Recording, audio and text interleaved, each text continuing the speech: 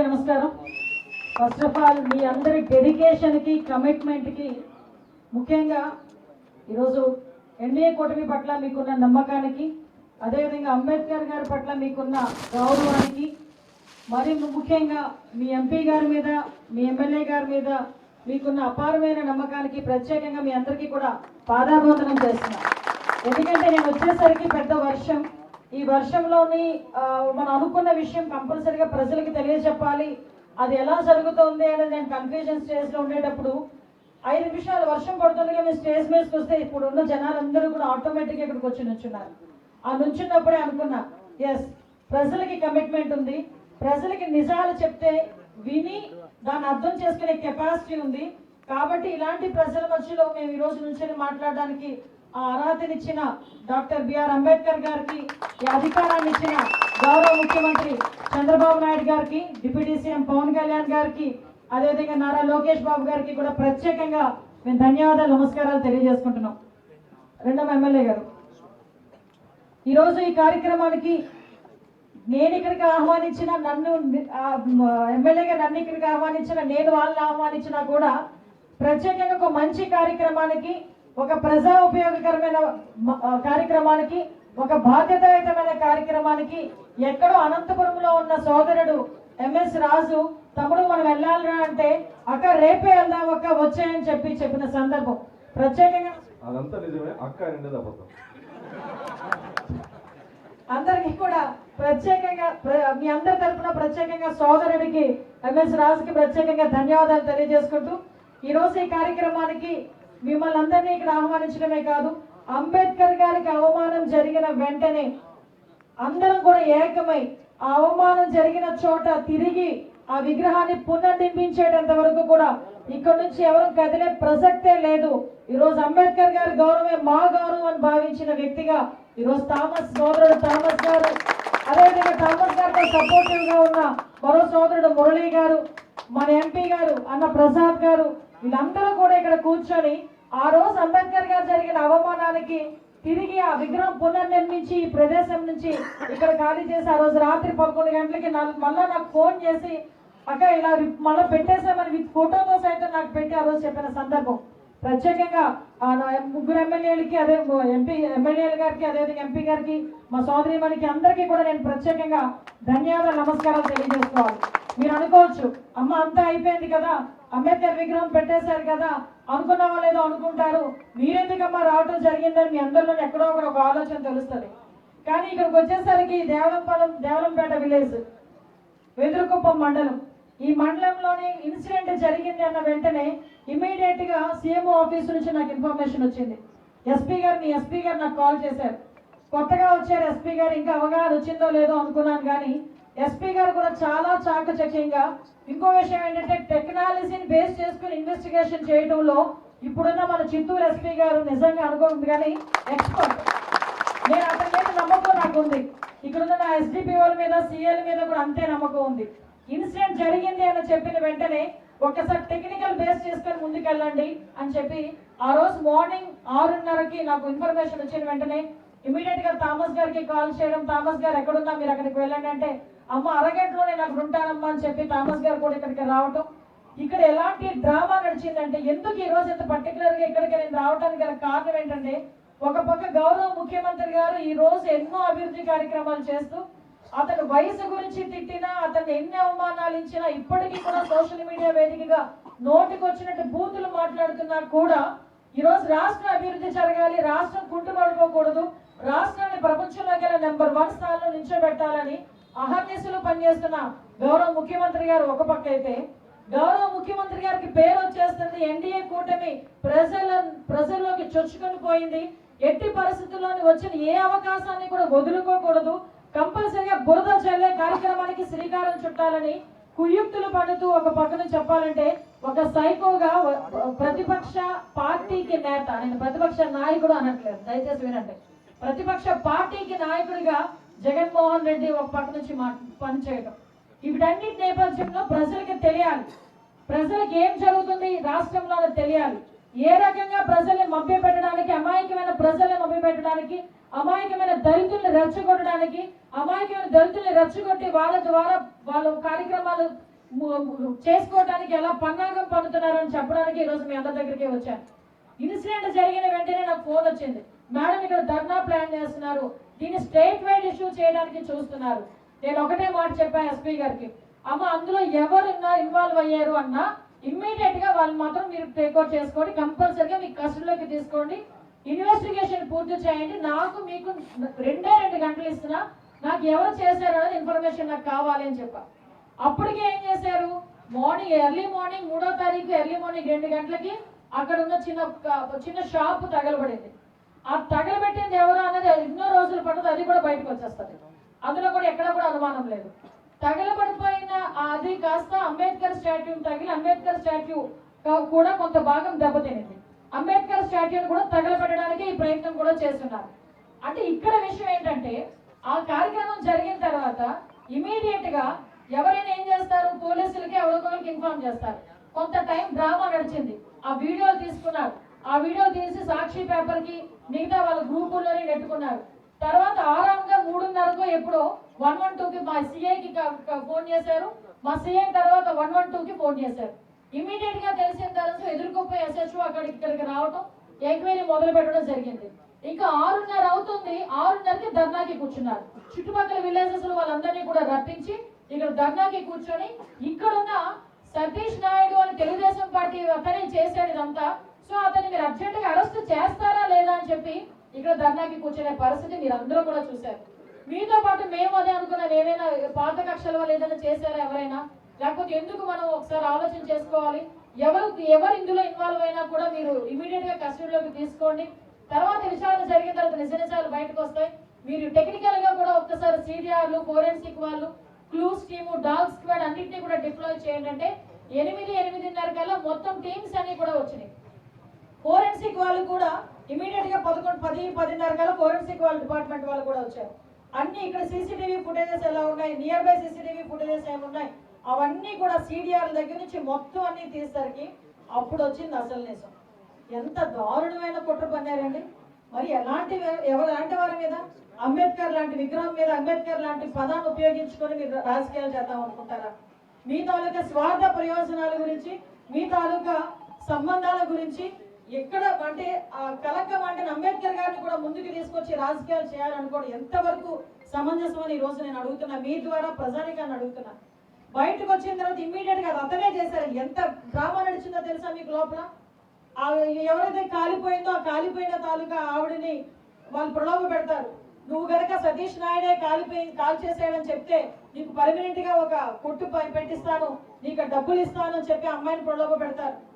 ఆ అమ్మాయి ద్వారా అదే ముక్క చెప్పిస్తారు పోలీసులకి, మళ్ళీ వాళ్ళు అదే మాట్లాడతారు. దీనికి తోడు డిప్యూటీ సీఎం గా చేసిన ఈ మాజీ డిప్యూటీ సీఎం, మాజీ లిక్కర్ మంత్రి వీళ్ళందరూ కూడా నారాయణ స్వామి వయసు పెరిగింది కానీ బుద్ధి పెరుగుతుందో లేదో నాకైతే అర్థం కావట్లేదు. దయచేసి క్షమించండి, ఎందుకంటే నేను ఈ మాట మాట్లాడాల్సి వస్తుంది. ఒక వయసులో పెద్దవాడిని నేను గౌరవించాలి, కానీ ఇలాంటి మాట నేను ఎందుకు మాట్లాడాల్సి వస్తుంది అంటే అంబేద్కర్ ఉంటేనే ఈ రోజు ఇక్కడ నుంచి మేమందరం ఉన్నాము.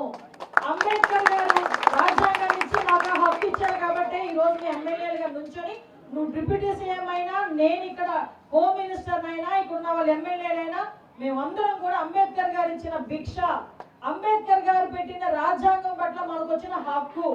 అటువంటి తిండి పెట్టిన వాళ్ళు ఎవరైనా రొమ్ము గుద్దే మనిషి ఉంటే వాడిని మనిషి కింద మనం ఎవరు కూడా లెక్క చెయ్యం. అటువంటి అంబేద్కర్ గారి విగ్రహాన్ని తగలబెట్టేసి దాని ద్వారా రాజకీయం చేద్దాం అనుకుంటే నువ్వు సరాసరి వచ్చి ఇది ఎందుకు జరిగింది, ఎలా జరిగింది అని మాట్లాడడం మానేసి ఇక్కడికి వచ్చి కూర్చొని రాజకీయం చేసి తెలుగుదేశం పార్టీ వాళ్ళు మీరు చేశారు కాబట్టి మీరు వెళ్ళి వాళ్ళని అరెస్ట్ చేయండి అని పోలీసులకు ఇన్స్ట్రక్ట్ చేసే పరిస్థితి. ఇలాంటి రాజకీయం అంటే, ఇలాంటి మీ పరిపాలన అంటే, ఇందుకైనా 2 సార్లు ఇక్కడ ఈ నియోజకవర్గం వాళ్ళని గెలిపించారు, ఇందుకైనా డిప్యూటీ సీఎం పొజిషన్ నిన్ను కూర్చోబెట్టి మాట్లాడారు. అని ఎవడైనా, ఏ పార్టీ వాడైనా, ఏ కులం వాడైనా అంబేద్కర్ విగ్రహానికి అవమానం జరిగింది, అంబేద్కర్ గారికి అవమానం జరిగిందంటే కులాలకి మతాలకి అతీతంగా రోడ్డు మీదకి వచ్చి కూర్చొని జై భీమ్ అనే ఒకే ఒక నాయకుడు ఎవరైనా ఉన్నారంటే మన అంబేద్కర్ గారు. అటువంటి అంబేద్కర్ గారి విగ్రహానికి నిప్పు పెడితే దానికి రాజకీయ రంగు పులిమి నువ్వు వచ్చి రోడ్డు మీద కూర్చొని దాన్ని స్టేట్ వైడ్ ఇష్యూ చేయడానికి ఎక్కడికి నుంచో నాయకులు తీసుకొచ్చి నువ్వు కూర్చోబెడతావా? ఎంపీ వస్తాడా? కరుణాకర్ రెడ్డి వచ్చి కూర్చుంటాడా? నిజాలు తెలిసిన తర్వాత ఈ రోజు ఎవరు మాట్లాడితే, ఈ రోజు వాళ్ళ నాయకుడే సర్పంచ్, అతను కూడా ఎస్సీనే, దళితుడే. అదే దళిత ఇప్పుడు ఈ గ్రామంలో సర్పంచ్ చేయాలంటే అది రాజ్యాంగం ఇచ్చిన హక్కు. అదే అంబేద్కర్ గారి దయ వల్ల ఒక ప్రెసిడెంట్ కింద నెక్కిన వ్యక్తి ఈ రోజు అదే అంబేద్కర్ గారిని అడ్డుగా పెట్టుకొని రాజకీయం చేసి ఒక వ్యక్తి మీద ఒక పార్టీ మీద కక్ష సాధించుకోవడానికి ముందుకు వచ్చాడంటే ఎలాంటి రాజకీయాలు చేస్తున్నారో మనందరూ అర్థం చేసుకోవాలి. ఈ రోజు ఈ ఒక్క సంఘటన గురించి నేను ఇక్కడ వచ్చానేమో అనుకుంటారేమో. ఈ ఒక్క సంఘటన మీకు ఎక్స్ప్లెయిన్ చేస్తూనే రాష్ట్రంలో జరుగుతున్న ప్రతి సంఘటన గురించి కూడా మీకు తెలియాలి. ఈ రోజు అధికారం ఎన్డీఏ కూటమి అధికారంలోకి వచ్చిన మరు క్షణం నుంచి కూడా అనేకమైన మీద ఆరోపణలు చేయడం, మతాల మధ్య విద్వేషాలు రెచ్చగొట్టడానికి ట్రై చేశాడు, ధీటుగా ఎదుర్కొన్నాం. కులాల మధ్య విద్వేషాలు రెచ్చగొట్టడానికి ట్రై చేస్తున్నాడు, ధీటుగా ఎదుర్కొంటున్నాం. అదేవిధంగా ప్రాంతాల మధ్య విద్వేషాలు రెచ్చగొట్టడానికి ట్రై చేస్తున్నాడు, అది కూడా మేము ఎదుర్కొంటున్నాం. ఆఖరికి తాడేపల్లి అతని ఇంటి పక్కన అడ్డగా ఒక సాయంత్రం 4-5 గంటల్లో అక్కడ ఉన్న చిన్న చిన్న ఎండిపోయిన మొక్కలు ఫైర్ అవుతా ఉంటది. ఫైర్ అవుతా ఉంటే ఎవరికి ఫస్ట్ ఫోన్ చేస్తారండి? ఇలాంటివి వస్తే కనుక అగ్ని ప్రమాదం ఎక్కడైనా జరిగితే ఫస్ట్ ఎవరు ఫోన్ చేస్తారు? ఫైర్ స్టేషన్ కి. నెక్స్ట్ ఎవరు ఫోన్ చేస్తారు? పోలీస్ డిపార్ట్మెంట్ కి. వీళ్ళ రెండింటికి చేయరు, డైరెక్ట్ గా సాక్షి ఛానల్ ఫోన్ చేస్తారు.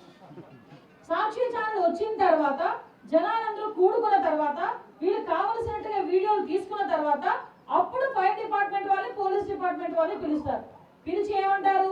జగన్మోహన్ రెడ్డి ఇల్లు తగలటేస్తున్నారు, జగన్మోహన్ రెడ్డి మీద హత్యా ప్రయత్నం జరిగిపోతుంది అని మాట్లాడతారు. ఆ రోజు మాకున్న మా ఎస్పీ డైరెక్ట్ గా ఒక నోటీస్ పంపించాడు. మీ దగ్గర సీసీటీవీ కెమెరాస్ ఉన్నాయి కదా, ఆ సీసీటీవీ కెమెరాస్ ఫుటేజ్ మాకు ఇవ్వండి, మేము ఎంక్వైరీ చేస్తాము, ఎవరు ఇలా చేశారంటే మేము ఇవ్వమంటారు. నీకు నిజంగా ధైర్యం ఉంటే, నిజంగా నీ మీద ఎవరో అఘాయిత్యం చేయడానికి రెడీ అయ్యారంటే సీసీటీవీ ఫుటేజ్ ఇవ్వండి. ఈ రోజు ఇక్కడ ఇష్యూ జరిగింది, ఆ ఎదురుగా సీసీటీవీ ఉంది, వెంటనే డిపార్ట్మెంట్ వాళ్ళు అడిగితే సీసీటీవీ ఫుటేజ్ ఇచ్చారా లేదా? వాళ్ళు ఇవ్వాలి కదా, అది నైతిక బాధ్యత కదా అది. అటువంటివి చేయరు. మీకు రీసెంట్ గా జగన్మోహన్ రెడ్డి ఒక పర్యటనకి, వీళ్ళందరూ ఏం చేస్తున్నారో మీకు తెలుసు, ఎలాంటి పర్యటనకి వెళ్తారు.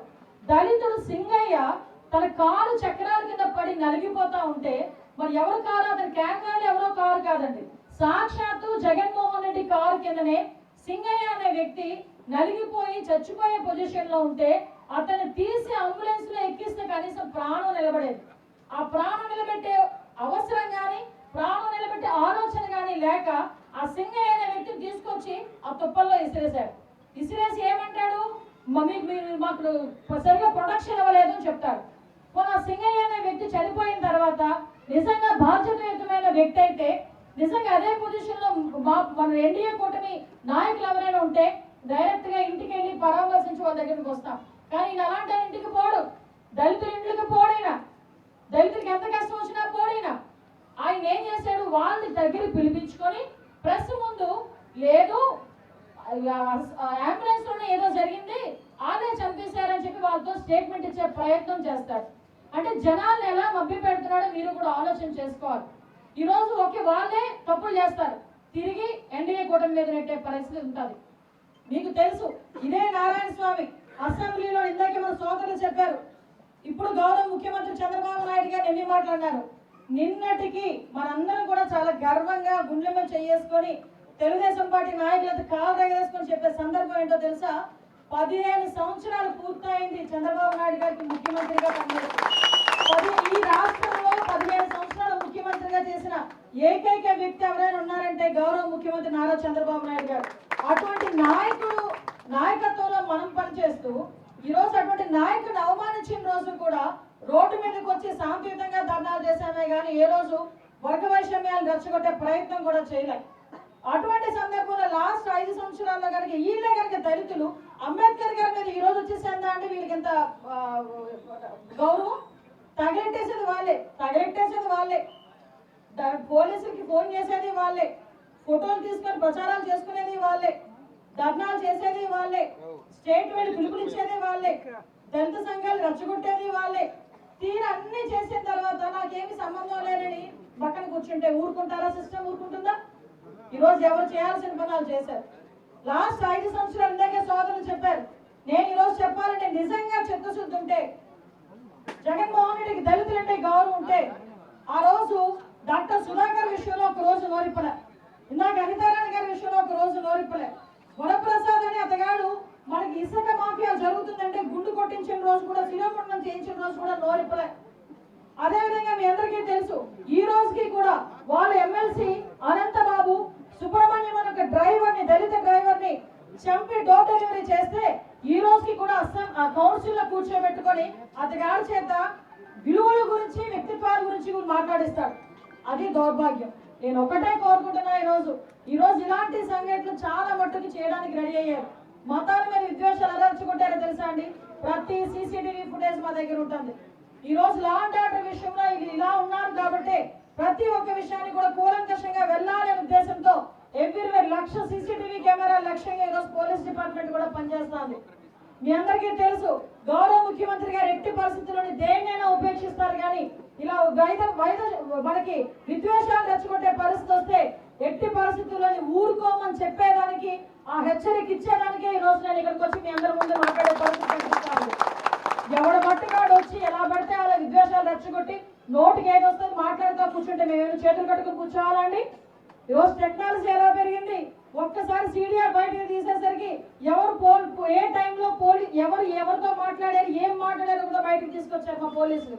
నిజంగా ఈ సందర్భంగా ఈ ఇన్సిడెంట్ ని బేస్ చేసుకుని స్టేట్ వైడ్ ఇష్యూ చేసి దళితులందరినీ కూడా రెచ్చగొట్టాలి అనుకున్న ఈ వైఎస్ఆర్సీపీ తాలూకా కుతంత్రాన్ని చాలా తొందరగా ఛేదించినందుకు ప్రత్యేకంగా నేను పోలీస్ డిపార్ట్మెంట్ వాళ్ళని, ఎస్పీ గారిని, డిఎస్పీ గారిని, సిఐని, ఎస్ఐని ప్రత్యేకంగా నేను అభినందిస్తున్నాను. మీ అందరికీ తెలుసు, ఈ రోజు మనకి లా అండ్ ఆర్డర్ విషయంలో ఎంత కఠినంగా ఉంటున్నామో మీకు తెలియాలి. మొన్నే చిత్తూరులోని టౌన్ లోని ఒక అమ్మాయి మీద గ్యాంగ్ రేప్ జరిగింది కదా అని చెప్పి మేమందరం తీసుకొచ్చి రిమాండ్ కి పోలీస్ జీపుల్లో ఎక్కించి ఎవరు కనిపించకుండా ముసుగులేసి తీసుకెళ్లే. ఇక్కడ ఎస్పీ గారు ప్రత్యేకంగా ఒక ప్రయత్నం చేశారు. ఎవరైతే గ్యాంగ్ రేప్ చేశారో వాళ్ళ ముగ్గురిని నడి రోడ్డు మీద బేడీలేసి అందరూ చూస్తుండగా తీసుకెళ్లి కోర్టులో హాజరుపరిచిన ఘటన చెప్తున్నా. ఎందుకు ఈ మాట చెప్తున్నానంటే, రాజకీయ ముసుగులో నేరస్తులు చాలా మంది మన మధ్యలోనే ఉన్నారు. దానికి నాయకుడిగా జగన్మోహన్ రెడ్డి వ్యవహరిస్తున్నాడు. ఆ రాజకీయ ముసుగు అన్నది కనుక ఒక్కసారి పైకి తీస్తే కరుడు కట్టిన నేరస్తులు కూడా ఈ రోజు బయటకు వచ్చి నుంచే పరిస్థితులు కనిపిస్తున్నాయి.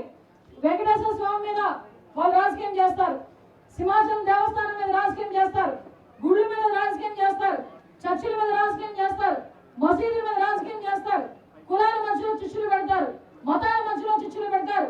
ఆఖరికి కొంతమందిని బ్యాచ్ రెడీ చేసి సోషల్ మీడియా వేదికగా ఆడవాళ్ళని కూడా నోటుకొచ్చినట్టు మాట్లాడే పరిస్థితి. వీటన్నిటిని అరికట్టాలనే ఉద్దేశంతోనే గౌరవ ముఖ్యమంత్రి మమ్మల్ని ఒక కమిటీ కింద ఏర్పాటు చేసి ఈ సోషల్ మీడియాలో జరుగుతున్న ఎప్పుడైతే పైత్యం ఏదైతే ఉందో వాళ్ళకి అది కూడా అనగొట్టే విధంగా చట్టాలు తీసుకురావాలనే ఉద్దేశంతో ఈ రోజు ప్రత్యేకంగా కార్యాచరణ పెట్టుకున్నాం. ఈ పరంగా మీ అందరికీ కూడా ఒకటే కోరుకుంటున్నా, ఇదే వేదికగా, ఇదే అంబేద్కర్ గారి సాక్షిగా ఇక్కడున్న ప్రజలందరికీ కూడా ఒకటే విన్నవించుకుంటున్నా. అమ్మ మళ్ళీ చెప్తున్నా, రాజకీయ ముసుగులో ఉన్న నేరస్తులు ఉన్నారు.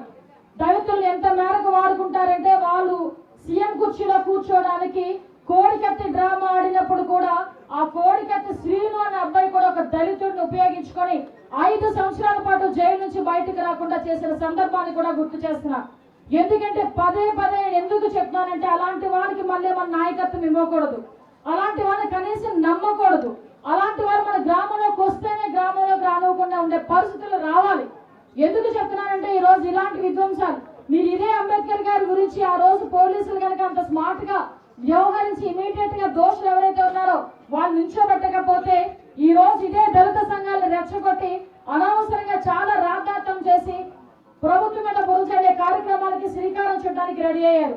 ఆ రోజు వివేకానంద రెడ్డి హత్య దగ్గర నుంచి, గొడ్డలిపోటు దగ్గర నుంచి ఈ రోజు వరకు వీళ్ళు చేస్తున్న ప్రతి దాన్ని తిప్పికొట్టే ప్రయత్నం మేము చేసుకుంటున్నాం. ఈ రోజు ఒక పక్క అభివృద్ధి, ఒక పక్క సంక్షేమం చూస్తూనే ఇలాంటి విద్వేషాలు రెచ్చగొట్టే వాళ్ళని అనగొట్టాలి, కంపల్సరిగా శాంతి భద్రతను కాపాడుకోవాలని గౌరవ ముఖ్యమంత్రిగా చేస్తున్న ప్రతి ప్రయత్నానికి కూడా మీ అందరి సహాయ సహకారాలు కోరుకోవడానికే నేను మీ ఆడపడుచుకి ఇక్కడికి వచ్చి నుంచొని మీ అందరితో కూడా మాట్లాడుతున్నా. దయచేసి విద్వేషాలు రెచ్చగొడుతున్నారు, ఆ పిల్లల జీవితాలు నాశనం చేస్తున్నారు. ఒక పక్క గంజాయి బ్యాచ్లు, ఒక పక్క డ్రగ్స్ బ్యాచ్, ఇవన్నీ కూడా అణగతొక్కడానికి, వీటన్నిటిని కూడా నియంత్రించడానికి ఈ రోజు మేము ప్రభుత్వం అంతా కూడా చాలా చిత్తశుద్ధితో పనిచేస్తున్నాం.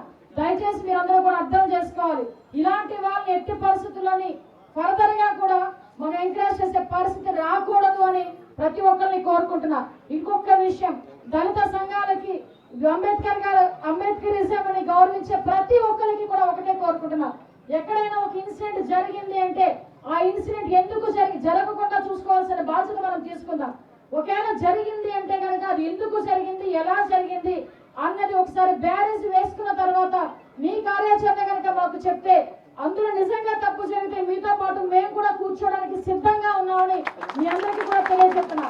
అంతేగాని ఇలాంటి కుటిల రాజకీయాలకి దయచేసి మన దళితుల్ని ముందున పెట్టి రాజకీయం చేయాలనుకున్న వాళ్ళకి దళితులే తిరిగి సమాధానం చెప్పాల్సిందిగా మిమ్మల్ని అందరినీ కూడా ఒక దళిత బిడ్డగా, ఒక హోం మంత్రిగా, మీ ఇంటి ఆడపడుచుగా నేను మాత్రం మనస్ఫూర్తిగా మిమ్మల్ని అందరినీ కూడా కోరుకుంటున్నా, వినవించుకుంటున్నా. మీరందరూ కూడా మాకు సహాయ సహకారాలు అందించాలని మనస్ఫూర్తిగా కోరుకుంటూ, రాష్ట్రంలో ఎక్కడైనా రాజకీయ ముసుగులో నేరం చేసి ప్రజల మీద, వేరే వాళ్ళ మీద నెట్టి వర్గ విద్వేషాలు రెచ్చగొట్టి, మత విద్వేషాలు రెచ్చగొట్టి, కుల విద్వేషాలు రెచ్చగొట్టాలి అనుకున్న వాళ్ళు ఆలోచన మానుకోండి. అదే ఆలోచనతో ముందుకెళ్తే మీ అందరికీ కూడా కఠినంగా శిక్షించే వరకు కూడా ఈ గవర్నమెంట్ సిద్ధంగా ఉంటుందని మీ అందరికీ కూడా మరొకసారి హెచ్చరిక జారీ చేస్తూ, గౌరవ నారా చంద్రబాబు నాయుడు గారు ముఖ్యమంత్రి గారి తరఫున మీ అందరికీ హెచ్చరిక జారీ చేస్తూ సెలవు తీసుకుంటున్నా.